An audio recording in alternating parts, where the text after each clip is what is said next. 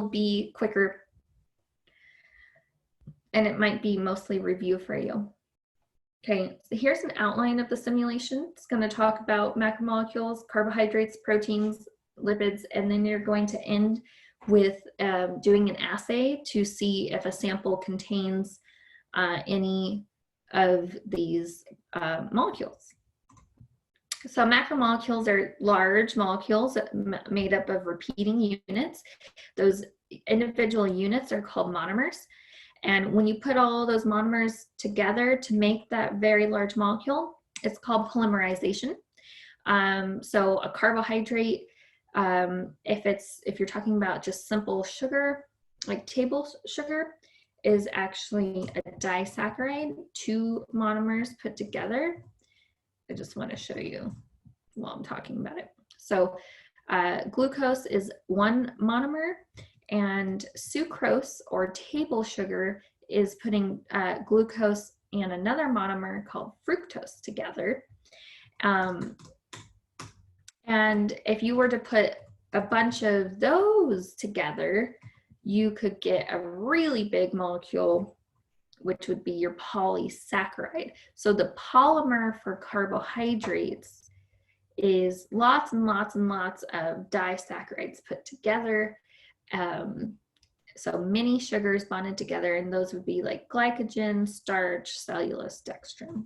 Okay, so let's go ahead and finish our first slide. Okay, so very large molecules have repeating units. Those individual units are called monomers. When you put all those monomers together to make that very, very long, large molecule, that's called polymerization. We use polymerization to make carbohydrates, proteins, DNA, and lipids.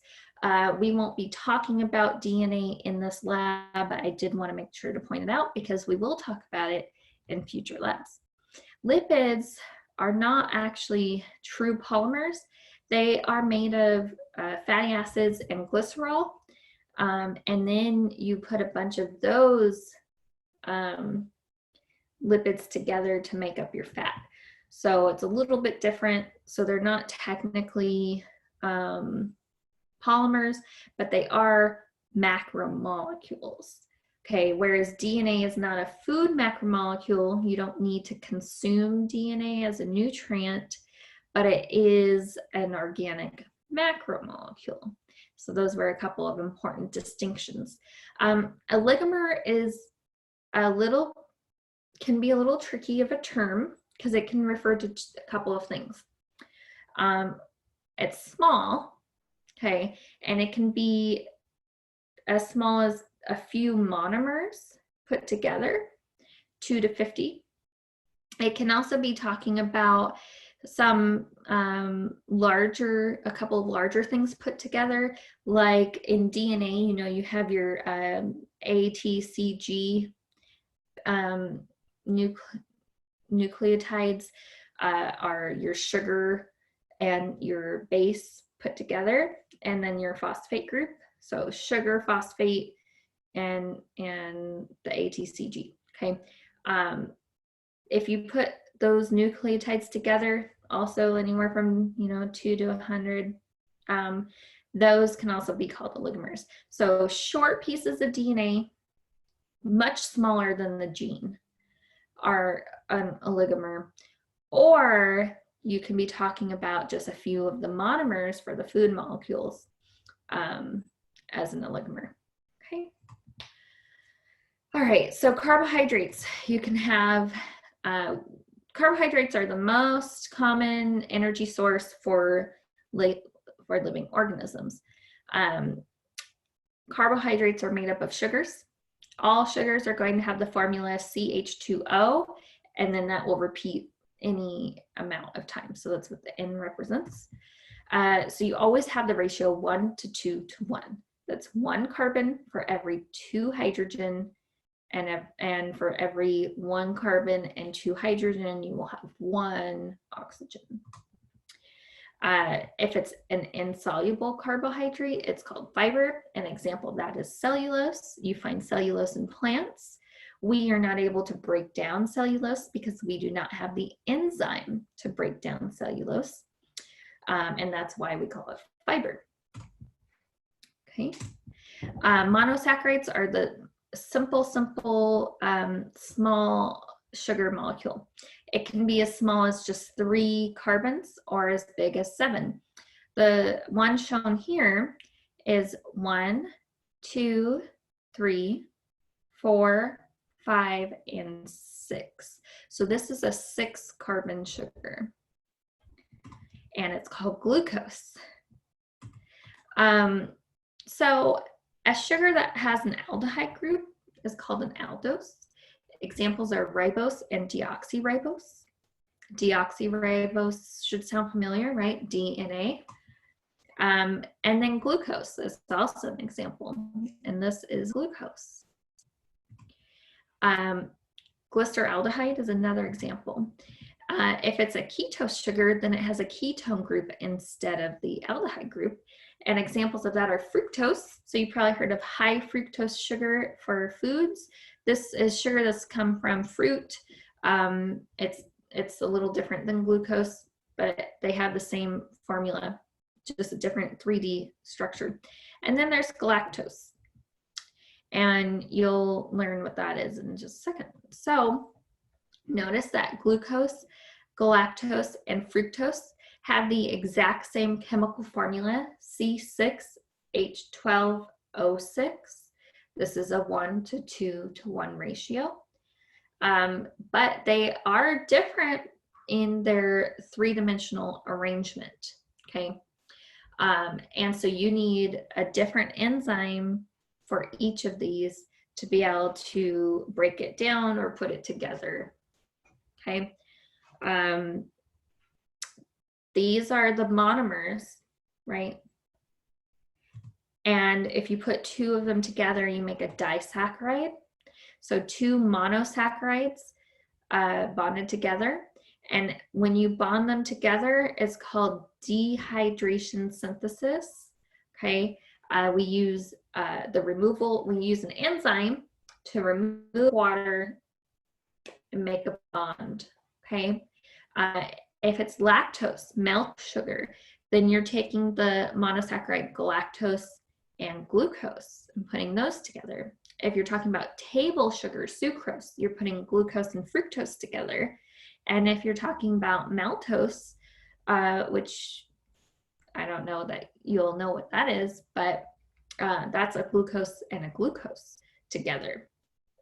Okay, polysaccharides, lots and lots and lots, hundreds of thousands of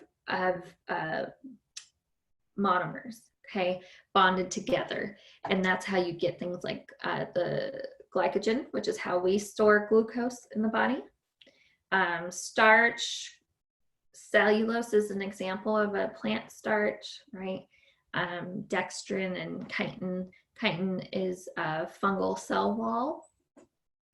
So if you're eating mushrooms, you're eating some chitin. Okay.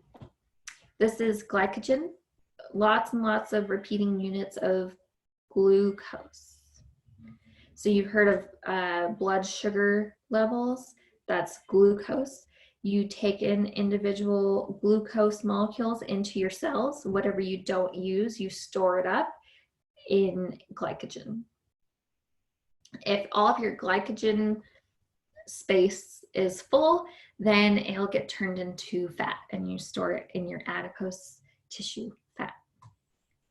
All right, amino acids are the building blocks of protein. So this is amino acids are a monomer of protein. All amino acids have the same basic structure.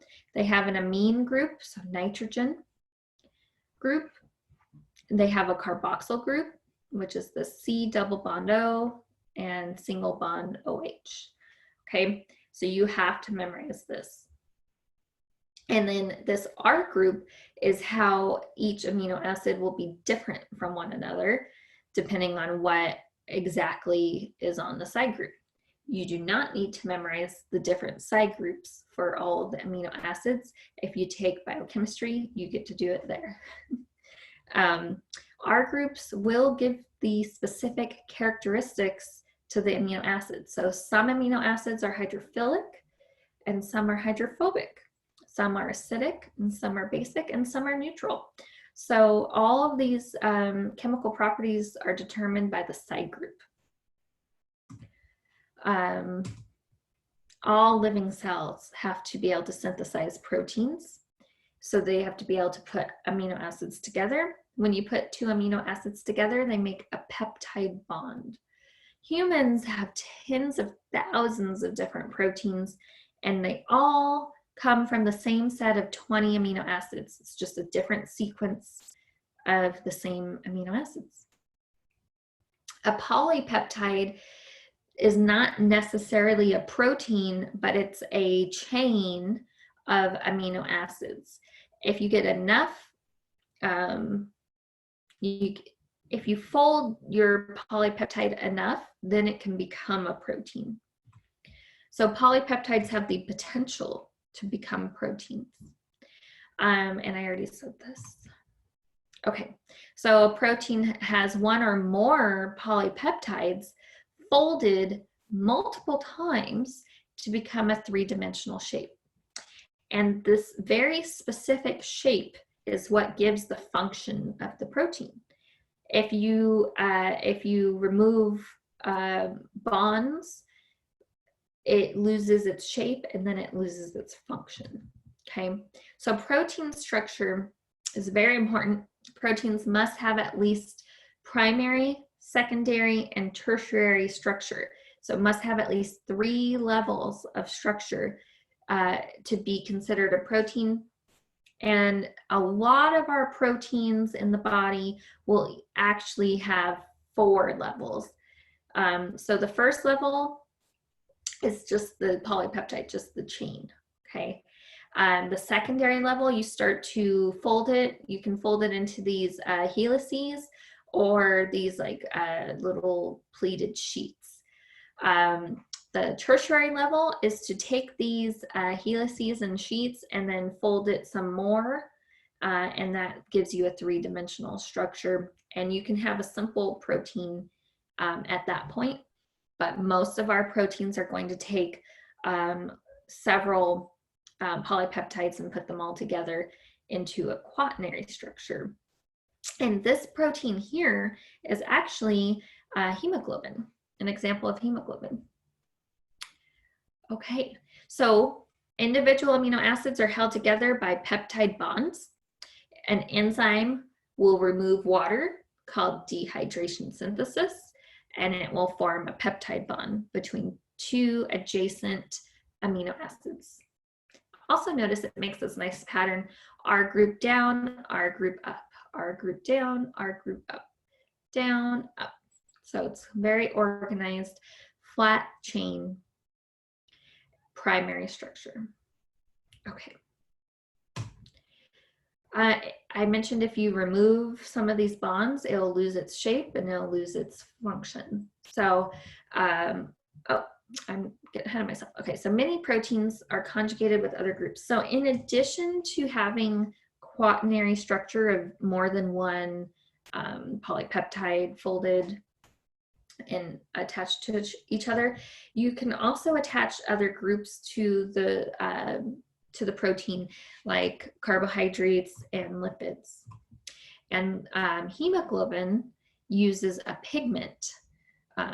So all sorts of different things can be added onto the protein, and that makes it even more complex. Okay, so some common examples that we already talked about: hemoglobin, insulin. Let's see, over here, yeah, we have different carbohydrates to produce different blood types. So this is just an example of different proteins that you can find in the body. So when you look at certain blood proteins, some of them will have a carbohydrate attached, so that's your blood types come from these carbohydrates.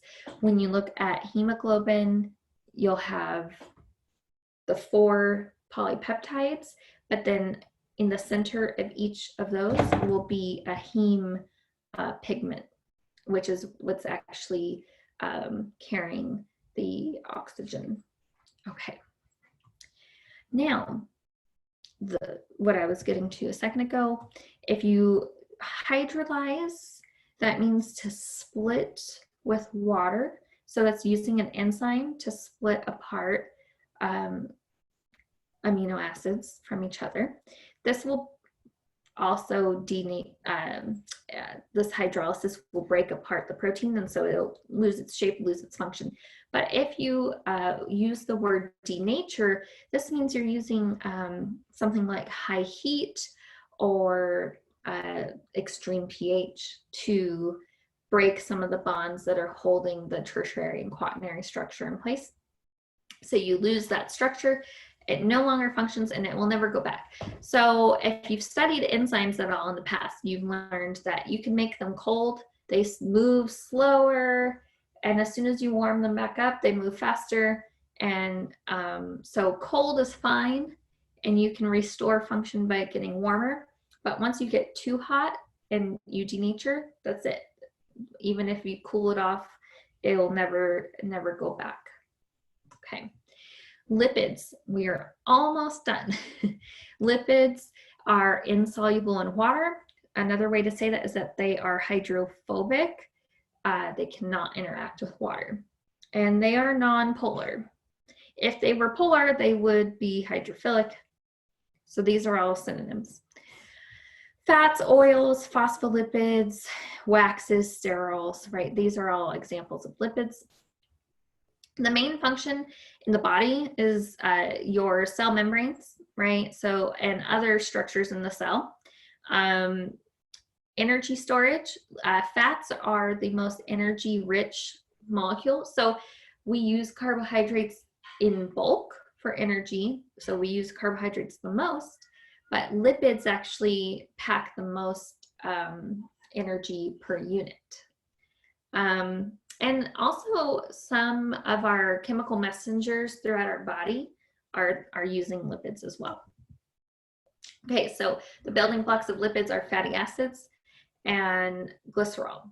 Okay, a monoglyceride is one fatty acid attached to one glycerol. A triglyceride is 3 fatty acids and 1 glycerol. Here is a triglyceride. You have 1 glycerol and 3 fatty acids. Notice this fatty acid is straight and it's completely saturated with hydrogen. This fatty acid on the left has a double bond, and it is now kinked or bent, and you have lost 2 hydrogen in order to make that double bond. And so we call this unsaturated. It is now not saturated in hydrogen because you have a double bond. Okay. If you have more than 1 double bond, then it's called polyunsaturated. Mono and polyunsaturated fats, because they have 1 or more bend in the chain, are not going to fit as tightly together. And so they are not going to be solid at room temperature. These are like olive oil, vegetable oil, right? Any of your oils. They are liquid at room temperature.